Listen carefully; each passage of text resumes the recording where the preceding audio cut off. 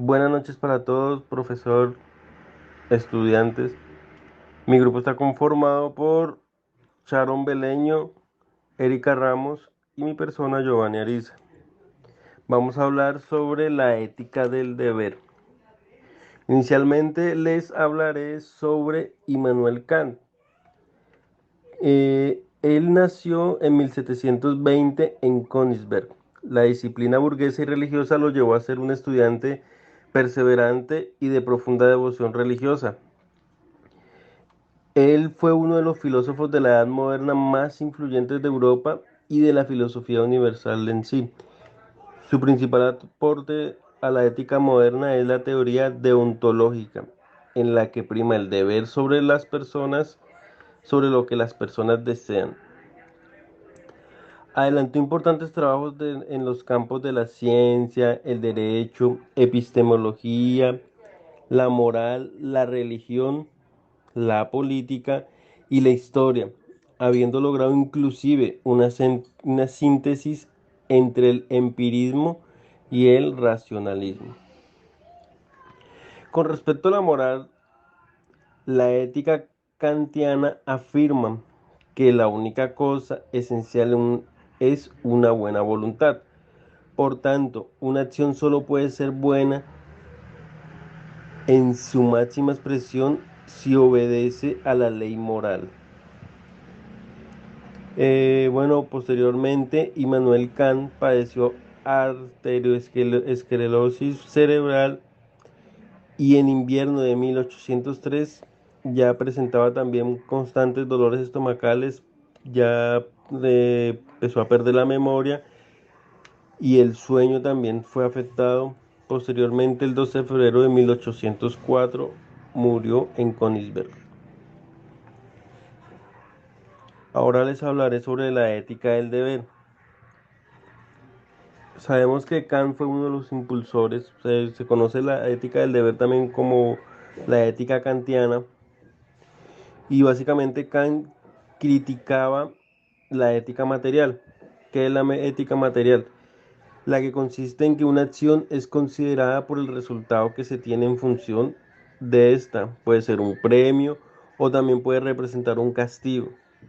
Pero básicamente esta ética material se movía y viera inconveniencia según lo que se fuera a recibir o tratando de librarse de algo que no se quisiera recibir.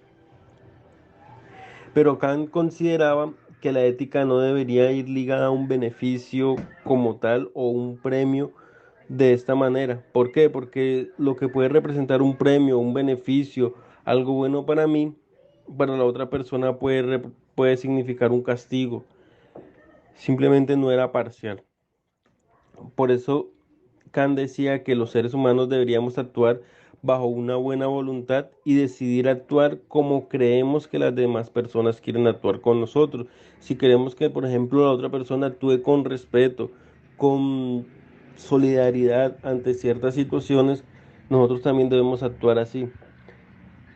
Se puede decir que lo que Kant quería y él decía era que nosotros fuéramos el ejemplo de lo que las demás personas, o sea, de lo que queremos ver en las demás personas. De esta manera, Kant siempre trató de llevar un principio de universalidad. Para que una acción sea permisible, debe ser posible aplicarla a todas las personas sin resultar ser contradictorias. Como decía hace un momento, lo que representa para mí un beneficio no puede representar un problema para otra persona, porque ahí no hay ética. Simplemente estoy percibiendo un fin sin importar lo que pueda conllevar a las demás personas. Y básicamente él expresaba que los seres humanos nunca, o sea, debemos tratar a los demás mal, sino realmente ser tratados no como para conseguir un fin, sino realmente que el fin sea la misma persona, que el fin sea el bienestar propio, que el fin sea el bienestar mutuo. En pocas palabras, es un gana-gana, que ambas personas, que una sociedad, que una familia que todas las personas que estén a su alrededor, todas sean beneficiadas. Esa es la ética del deber. Buenas noches a todos los presentes. Continuando con la exposición, les voy a hablar de algunas de las características de la ética del deber de Kant. De acuerdo a Kant, el hombre posee tanto razón como instinto. Mientras tanto, la razón no solo tiene una función teórica, sino también práctica, cuyo objetivo es buscar el bien moral. Podemos decir que esta ética, la ética del deber, es formal, es universal, es a priori y el individuo es autónomo. Comenzamos con la formalidad.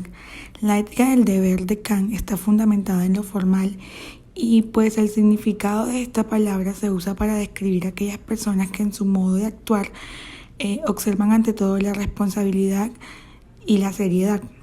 Su propuesta ética promueve la libertad y la dignidad de todos los hombres por sobre todas las cosas. Kant sostenía que lo objetivamente bueno es una buena voluntad.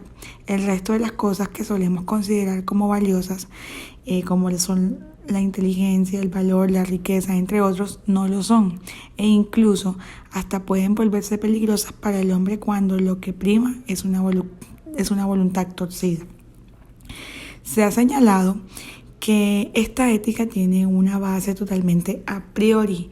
Lo que sucede es que las proposiciones de la moral no son analíticas, sino sintéticas. Y no son analíticas por dos razones.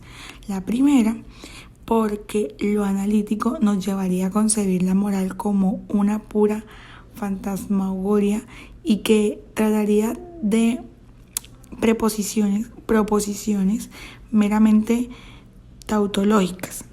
Y la segunda es porque las proposiciones de la moral, el sujeto no contiene necesariamente al predicado. Por ejemplo, se ha demostrado según Kant que la voluntad racional implica obligación moral.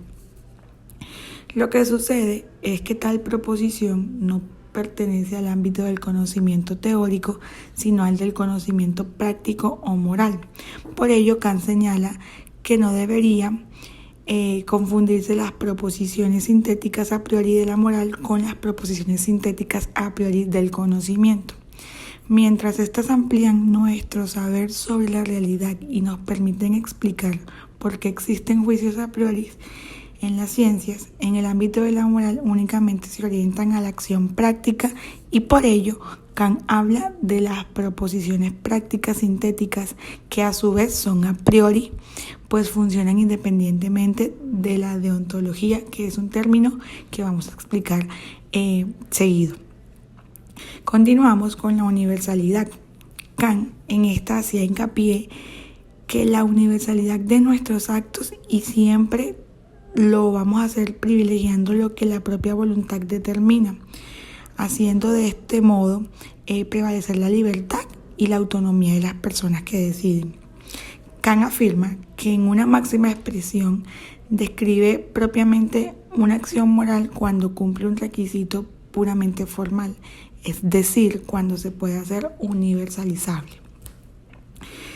Otra idea importante en el formalismo de Kant es la idea de respetar toda voluntad racional como un fin en sí mismo y de no tratarla como un mero medio que implica necesariamente tener que admitir que la voluntad es autónoma. Y aquí pues ya vamos a tocar lo que es el individuo autónomo.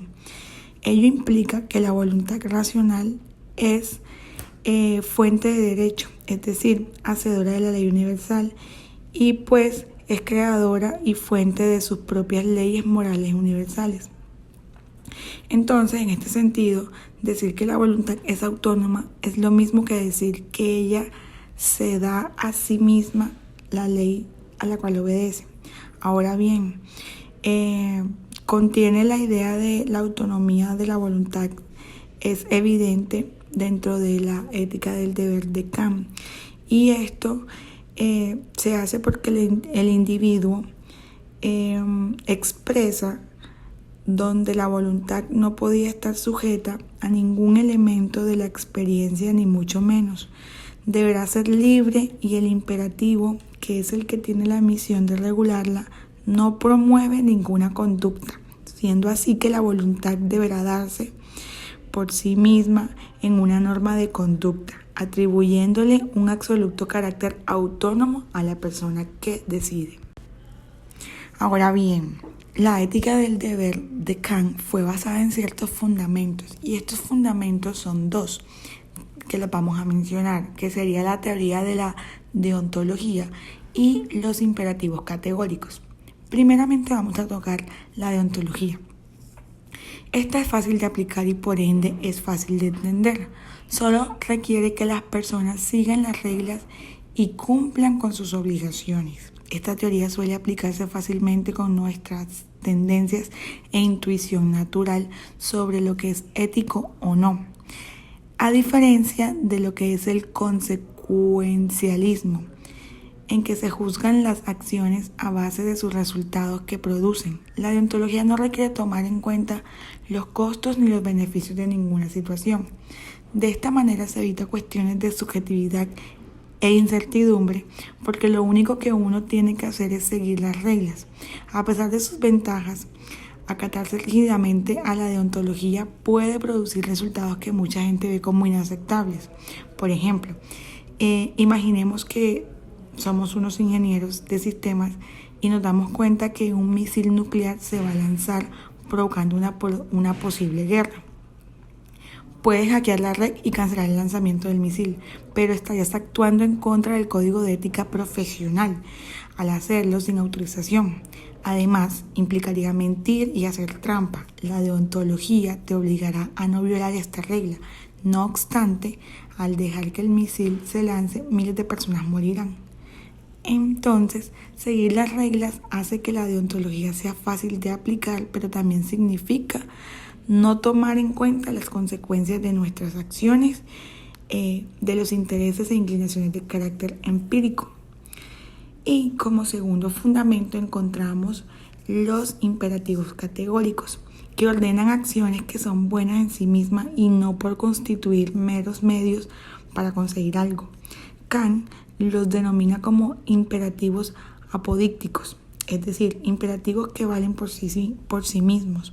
Por todo ello, Kant afirma que el imperativo categórico que declara una acción es objetivamente necesario en sí misma sin referencia a finalidad alguna, o sea, sin finalidad alguna distinta de sí misma.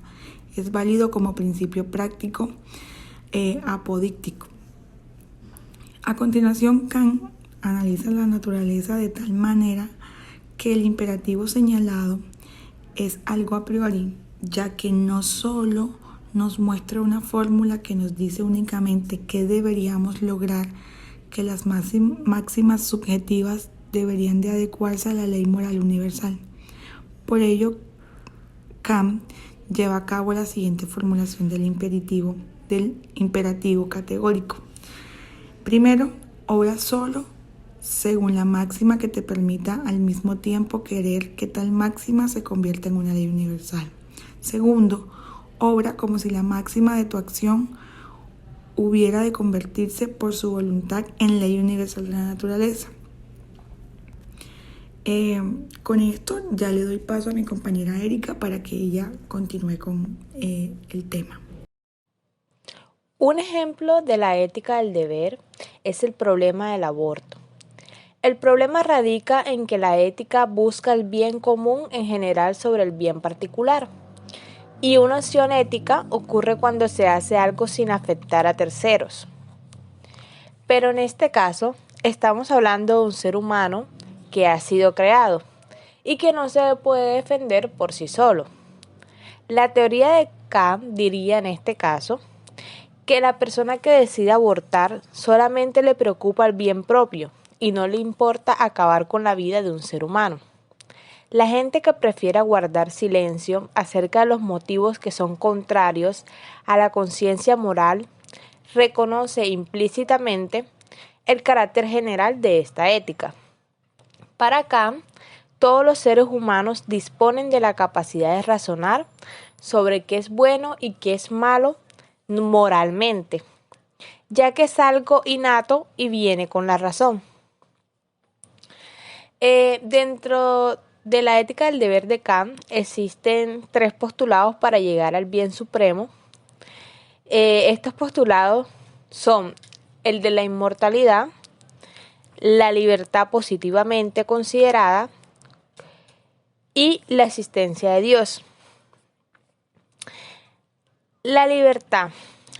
La moralidad consiste en las leyes de la producción de la felicidad a partir de la libertad, es decir, la libertad, bajo leyes elegidas por nuestra propia racionalidad, ofrece la mejor oportunidad para la producción de la felicidad, pues en estas circunstancias perseguimos nuestros fines de tal manera que tenemos más probabilidades de llegar a ser felices de lo que podríamos hacer en ausencia de un orden autoimpuesto ofrecido por una disposición virtuosa.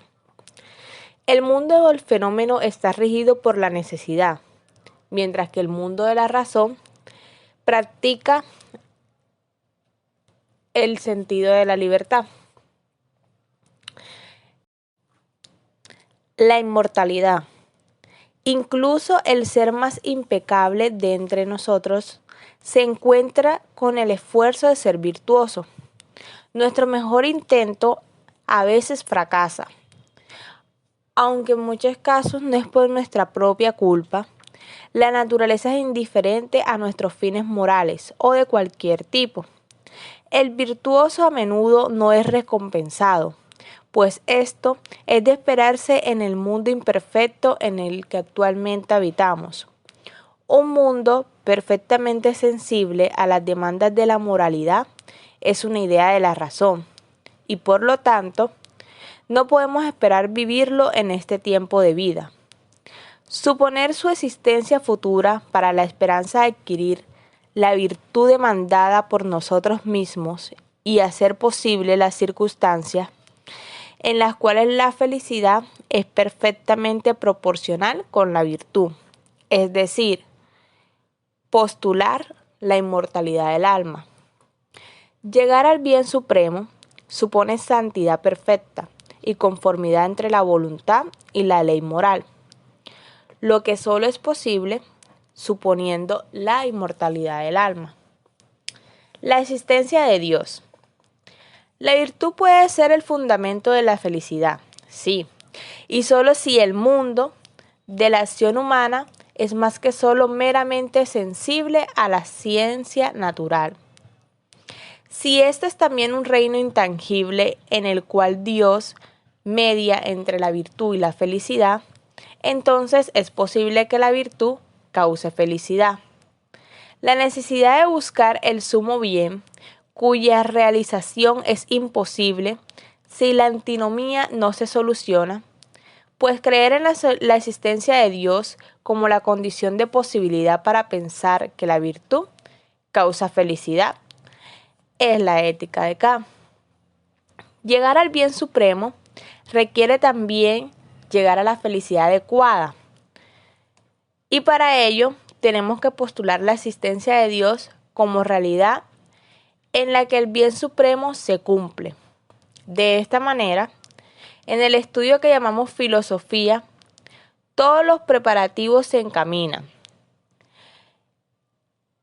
Estos poseen a su vez su propia finalidad remota, a saber, la voluntad es libre si existe Dios y si hay un mundo futuro, dado que estos solo afectan nuestra conducta en relación con el fin supremo del objetivo último de la naturaleza. Sabiamente, al construir nuestra razón, apunta en realidad a otra cosa, que es el aspecto moral. Finalidad de la ética del deber. Según Kant, no persigue un bien, sino un deber solo dirigido a la acción externa mandada por la ley. Que la libertad de cada uno sea compatible con la libertad de todos. Intenta una legislación que en el campo de la objetividad, algo que se puede detectar, se relacione con una posible y factible convivencia.